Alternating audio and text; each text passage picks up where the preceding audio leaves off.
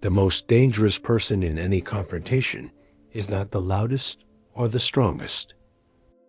It is the calmest. Think about the last time you lost control. An argument, a negotiation, a moment of high-stakes pressure. Remember that feeling? The heat rising in your chest, the blood pounding in your ears, your thoughts narrowing into a tunnel of pure, blind reaction. In that moment, you were not thinking. You were being thought. You became a puppet, and your emotions were the strings. You lost the argument not because your logic was flawed, but because your inner state was hijacked.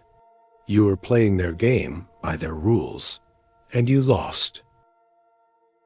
Now, imagine a different state of being, a state of absolute, unshakable calm, even as the world around you erupts in chaos. A mind so clear, so still, that it can see every move of your opponent before they make it. A presence so grounded that it psychologically disarms those who try to provoke you. This is not a fantasy. It is a technology of the mind. And its greatest master was a man who walked through the bloodiest era of Japanese history and never once lost a duel. A man who won over 60 contests to the death. His name was Miyamoto Musashi. This man understood a paradox that most people never consider. The key to winning any external battle is to first win the internal one. He developed a systematic 4-step code for emotional control so profound, his opponents couldn't counter it. They became their anger, their fear, their pride, while Musashi remained separate, watching, waiting, and choosing the perfect moment to strike. This is not a history lesson. This is a deconstruction of his psychological arsenal. Before we reveal his code, we must understand the battlefield. Go to the comments and describe, in 1 or 2 words, what happens to your mind under extreme pressure. Does it go blank? Does it race? Does it freeze? Be honest. We are mapping the terrain of chaos together. Now, let us learn how to bring order to that chaos. Let us forge the unbeatable mind. The Musashi Code. Musashi's system begins with a principle that most Western minds find deeply counterintuitive. He didn't focus on what to do. He focused on how to see. To understand his code, you must first understand the 4 pillars upon which it is built. Pillar 1. Emotional distance. The principle of the empty sky. When someone yells at you, challenges you, or insults you, your body immediately floods with stress hormones. Your heart beats faster, your muscles tighten, your thinking narrows. This is the biological trap most people fall into during a confrontation. They become their anger. Their words, actions, and thoughts all serve the emotion, not their true goals. Musashi discovered that the key to winning wasn't better sword skills. It was stepping outside this emotional storm. In his writings, he described watching a confrontation as if from above, like seeing clouds pass by without becoming the storm. This is not suppression. Suppression is trying to force the cloud to disappear. That takes immense energy and never works. This is detachment. You acknowledge the cloud's existence, but you identify with the vast, empty sky in which it moves.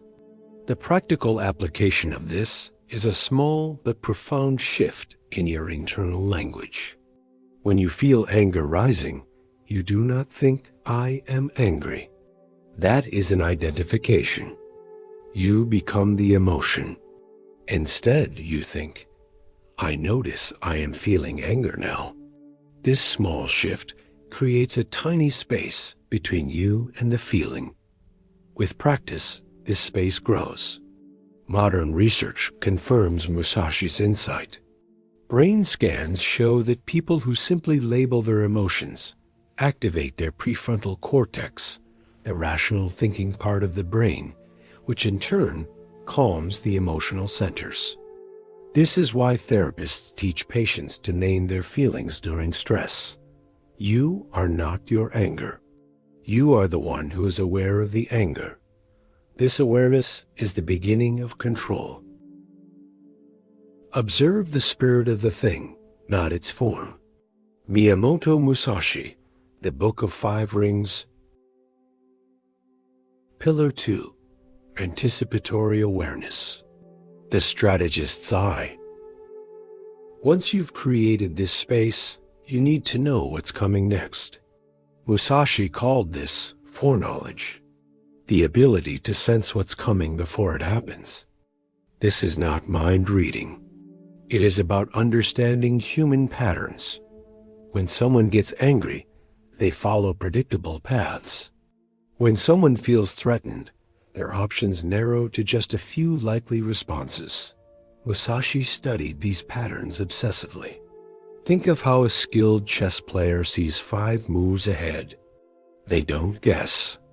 They recognize patterns and likely responses based on thousands of hours of study. Musashi applied this same thinking to human behavior during conflict. Your task is to become a student of these patterns. Before entering any potentially difficult conversation, take 30 seconds to ask yourself 3 questions. What is this person's likely emotional state, and what are their hidden insecurities? What do they really want from this interaction, beyond what they are saying?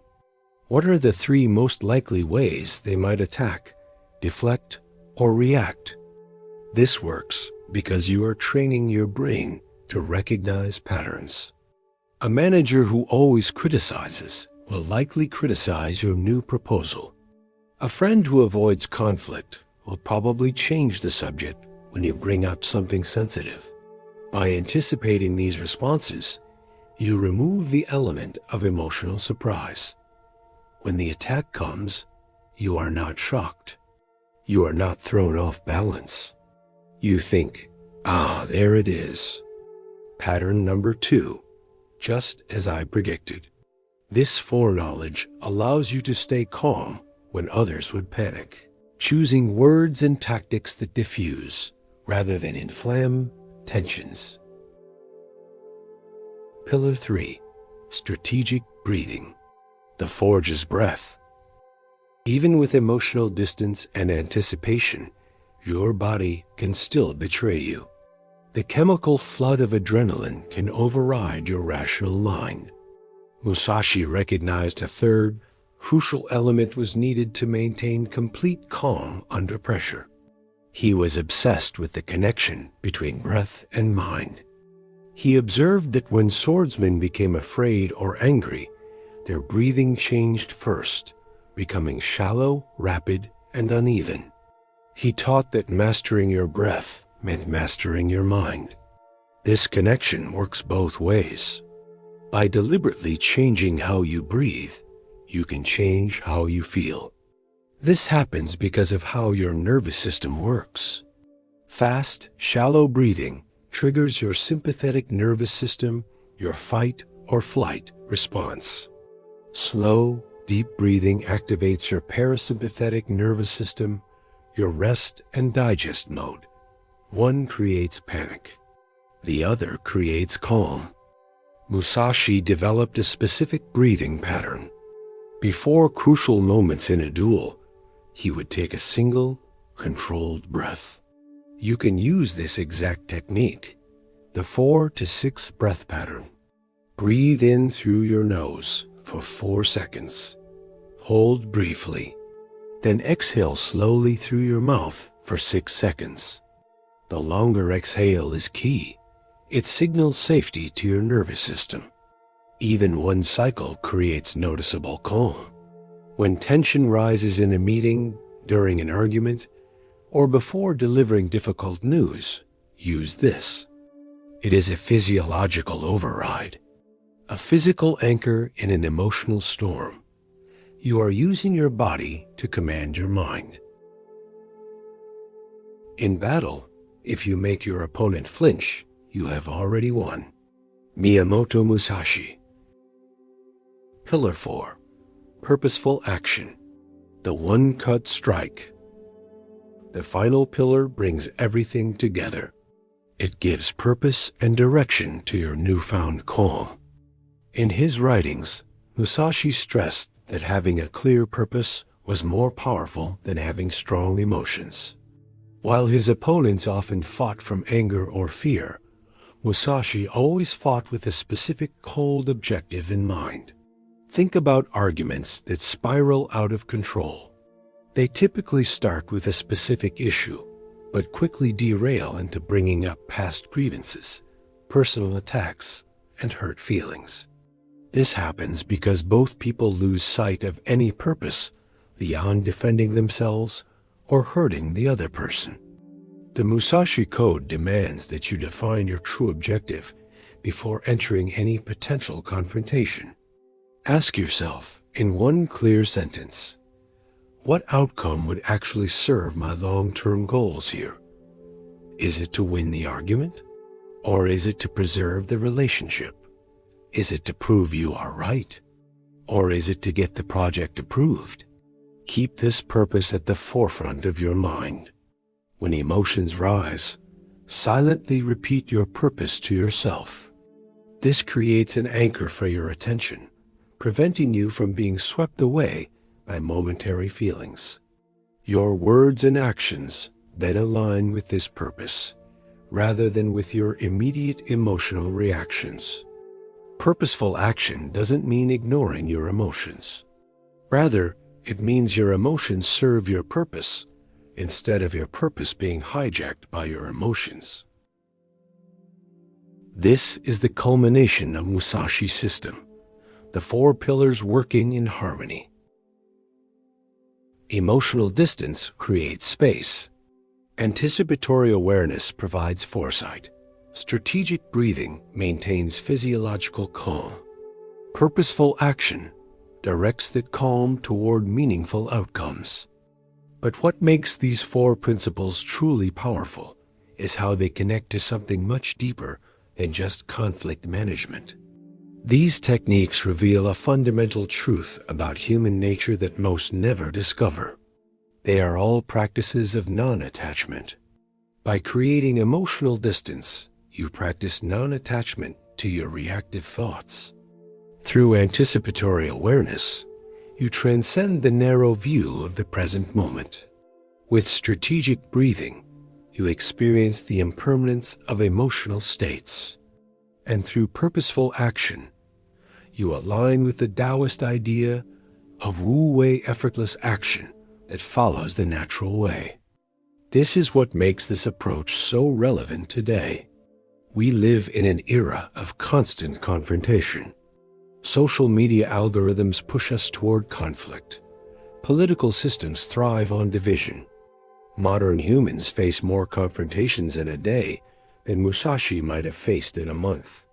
And the greatest irony is that while we need emotional control more than ever, we practice it less than ever. People react instantly to provocations, escalating minor disagreements into relationship-ending fights. The person who maintains calm in this environment doesn't just win arguments. They access a level of clarity that others can't even comprehend. The truly powerful person isn't the one who wins every confrontation, but the one who only engages in confrontations that actually matter. You discover that many conflicts simply dissolve without your participation. Musashi was not just a swordsman. He was an artist, a philosopher, a master of his own mind. He retired from dueling not because he was old, but because he had transcended the game. He had nothing left to prove. He spent his final years in a cave, writing, meditating, and painting. He had won the only war that ever mattered, the one inside. The path he laid out is not easy. It requires discipline. It requires practice. It requires the courage to face your own emotional storms without flinching. But the reward is not just victory in conflict. The reward is peace. The reward is clarity. The reward is becoming the calm center of your own universe, the silent master of your own soul. You will no longer be a leaf in the wind of other people's chaos. You will be the mountain. The storm will still come. The winds will still howl, but they will break against you. You will move through the world differently. People will feel it. They will not know why, but they will sense that you are operating on a different level, that you cannot be easily provoked, that your silence holds more weight than their screams. This is the code of the unbeatable mind, not because it is aggressive, but because it is calm, not because it is strong, but because it is clear. If you are ready to stop being a slave to your reactions, if you are ready to start practicing this ancient, powerful code, then your training must begin with a declaration. Join the others who walk this path. Go to the comments and write, "The storm is not me. I am the sky."